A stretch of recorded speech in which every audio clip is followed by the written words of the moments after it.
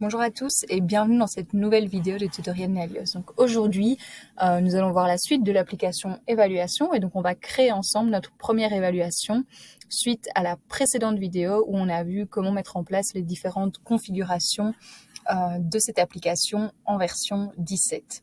Donc ici, je peux simplement créer ma nouvelle évaluation, sélectionner mon employé. Donc ça, c'est vraiment quelque chose que je vais avoir à faire par exemple la première fois si j'ai configuré l'automatisation des prochaines évaluations. Donc par exemple, si j'ai défini que tous les 6 mois, une nouvelle évaluation devait être créée pour mes employés, ici c'est la première que je dois créer manuellement. Les suivantes, ça se fera automatiquement.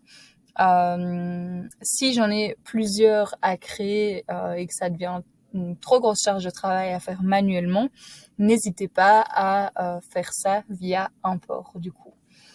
Donc vous voyez que par défaut, j'ai pas mal d'informations qui sont reprises, telles que le manager, la date d'évaluation. Non, pardon, la date d'évaluation, elle reprend la date du jour, mais donc la date, pardon, dans un mois, et donc je peux la modifier.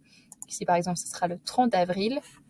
J'ai mon département et ma société qui sont repris par défaut.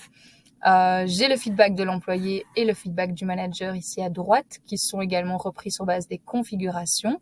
Maintenant, je peux toujours appliquer des modifications si je le souhaite. Et ici, je peux définir si c'est visible ou non par le manager. Donc ici, par exemple, vous voyez que le manager va voir le feedback de l'employé, alors que ici, il ne le verra pas et il sera visible seulement lorsque ça sera publié, donc lorsque l'employé aura terminé son évaluation. Donc ici, vu que tout est bien configuré, je vais juste confirmer l'évaluation. Et donc, une fois que c'est confirmé, j'ai la possibilité de rendre également cette partie invisible pour l'employé ou visible pour l'employé, donc que les feedbacks du manager soient visibles à l'avance. En général, c'est plutôt invisible et le jour de l'évaluation, on rend cette partie visible et ce sont les mêmes configurations à ce niveau-ci. Donc, tout peut être complété. Vous voyez qu'à la confirmation, j'ai automatiquement une activité qui se crée pour le manager et pour l'employé, donc avec une deadline de compléter le formulaire d'évaluation, ce qui est très pratique.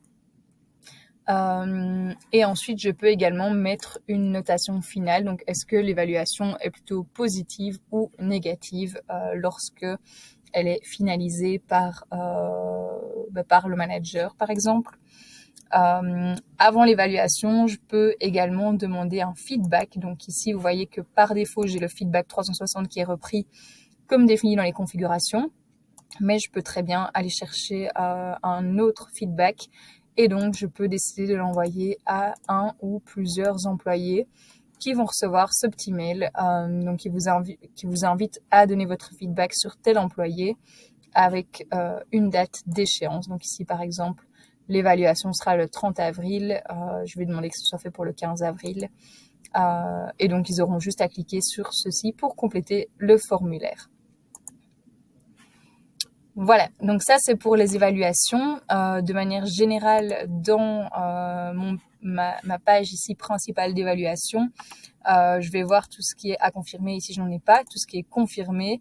Et puis, j'aurai mes évaluations qui sont faites et celles qui ont été annulées. Donc, ça me permet de classer tout ce qui est à faire ou en cours ou terminé, ce qui est assez pratique pour voir un peu où on en est. Voilà, j'espère que cette vidéo vous aura été utile et n'hésitez pas à nous contacter si vous avez des questions. Belle journée!